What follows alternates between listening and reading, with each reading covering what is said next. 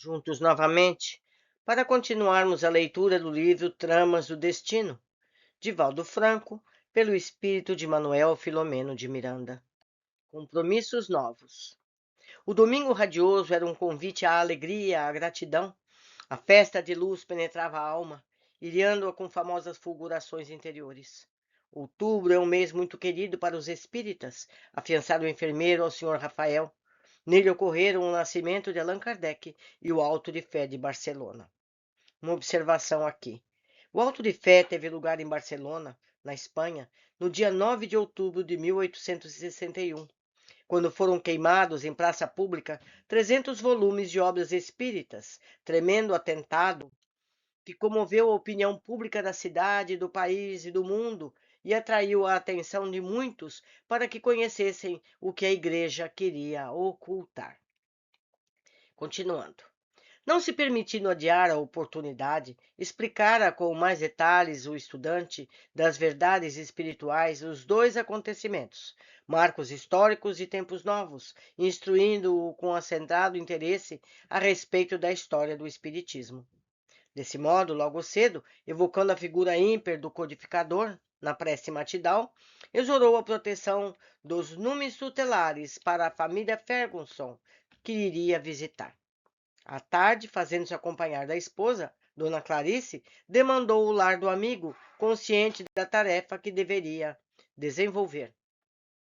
Os familiares Ferguson receberam os visitantes cordialmente, com manifestas expressões de contentamento. A satisfação por colher notícias e impressões mais diretamente quanto ao estado de saúde e de espírito referente ao esposo repletou Dona Artenes de felicidade. Cândido, com sua delicadeza que lhe era habitual, entreteu considerações assinaladas pelo bom humor, asseverou que aquele era um excelente período que desfrutava o enfermo querido. Narrou, sem artificialismo, sem falsa modéstia, os esforços envidados junto a ele, no sentido de aliviá-lo das cargas de animosidade e dos conflitos que o mortificavam, concluindo por asseverar que o iniciaram no estudo e na meditação da consoladora doutrina dos Espíritos. Com pausada e clara voz, explicou qual a finalidade principal do Espiritismo no contingente da reforma moral do indivíduo e na sua real posição perante a vida. Há quem acredita na imortalidade, argumentou Conciso, o Espiritismo consegue consolidar essa fé. A quem não acredita, a esmagadora cópia dos fatos espíritas impele o exame da realidade imortalista, auxiliando lograr a sua aceitação. Teceu considerações oportunas sobre a reencarnação, utilizando argumentação simples e profunda, com que os interlocutores sinceramente concordes anuíam de bom grado. Comentou as tramas obsessivas como sendo decorrência dos conflitos e consórcios inditosos do passado, demonstrando, mediante a informação do Evangelho de Jesus, a longa e tormentosa história dos que hão caído nas redes da alienação por interferência dos desencarnados. Exaltou a ação da prece, da oração em família, do estudo das lições espirituais em conjunto, o que se recolhem resultados inesperados, comprovando a excelsa bondade de Deus através do mecanismo das leis de causa e efeito. Gilberto e os familiares que o ouviam atentos não ocultaram a emoção. Era-lhes um belo mundo novo. Nada que produzisse choque em relação à fé anteriormente abraçada.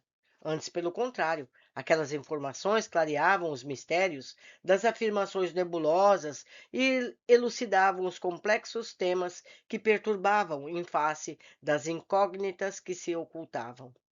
Lisandra, interditada de participar da conversação, demorava-se no seu cômodo reclusa. Ela não podia sair do quarto, vocês lembram, né? A palestra, muito agradável, vez que outra suscitava em Dona Clarice alguma complementação, como decorrência da sua experiência e dos benefícios pessoais granjeados no Espiritismo. Sentiam-se as presenças espirituais dos benfeitores, comandando a palestra edificante, com vistas a futuros compromissos a que deveriam todos cingir.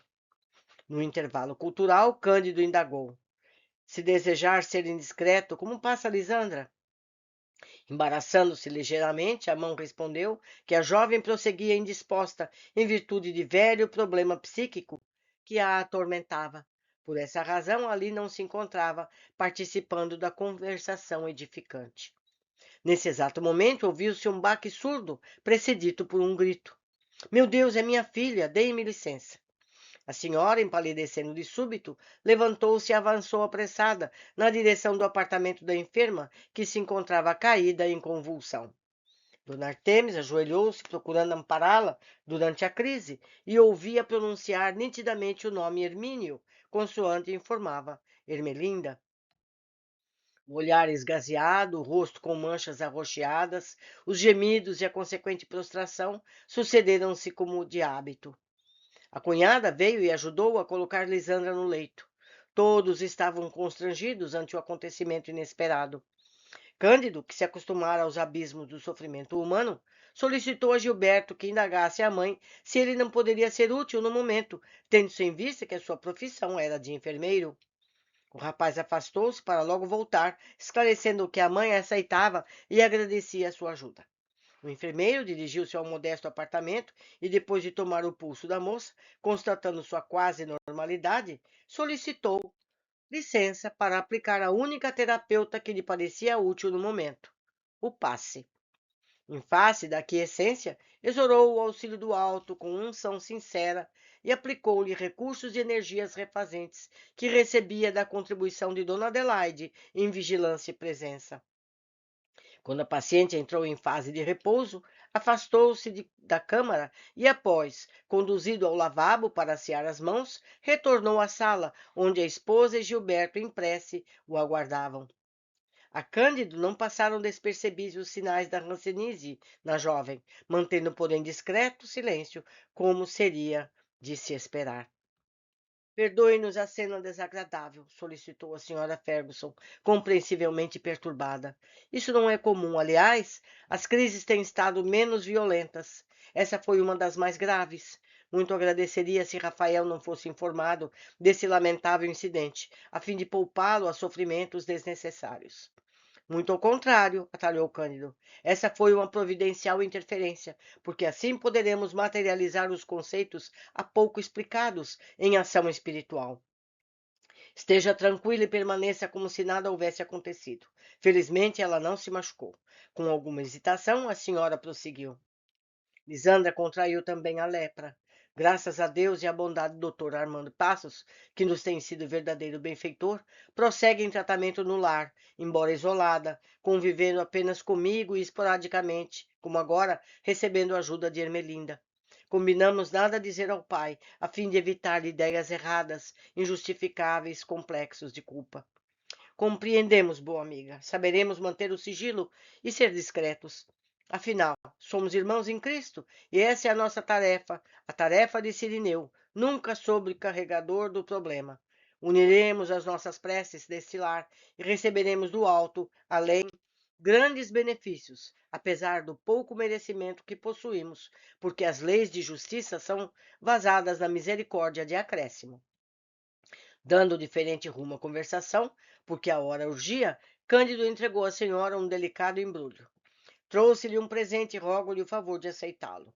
É o Evangelho segundo o Espiritismo de Allan Kardec, exemplar igual ao que medita e se conforta o Sr. Rafael.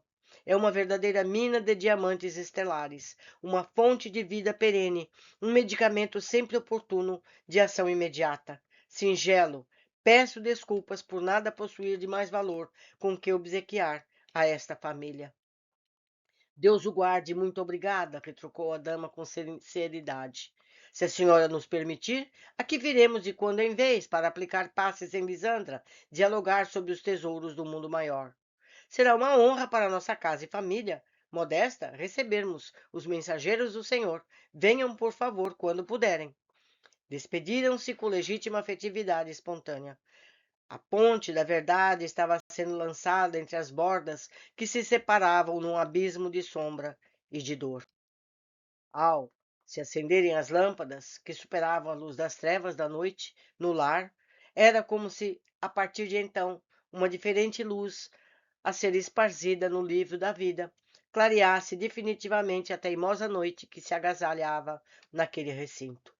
Os sofrimentos certamente prosseguiriam. Entretanto, ao lado dele se erigia um altar de amor e a fidelidade ao Pai, em holocausto de fé e resignação, que já davam mostras àqueles corações crucificados nas traves da expiação redentora. Oxalá se acendam as claridades do Evangelho nos lares e nos corações, ensejando-se às criaturas os compromissos sempre novos da caridade e do bem com que a terra se converterá em morada de felicidade e de paz.